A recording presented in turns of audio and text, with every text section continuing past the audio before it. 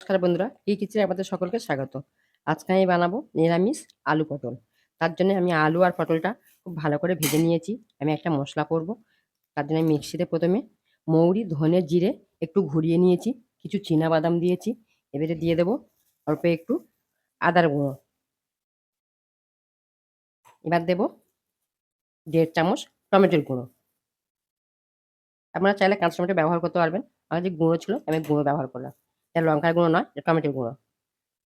প্রথমে একটু শুকনো ঘুরিয়ে নেব, তারপর জল দিয়ে একটা মিহি পেস্ট বানিয়ে নেব।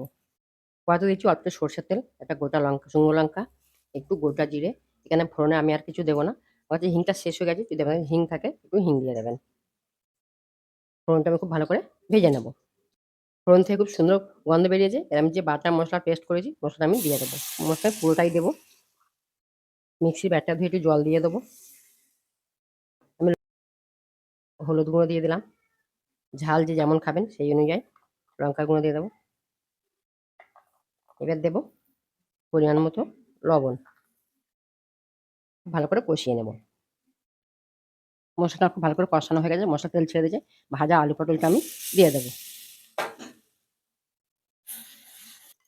এবার আমি অল্প একটু ফেটানো টক দই দিয়ে দেবো।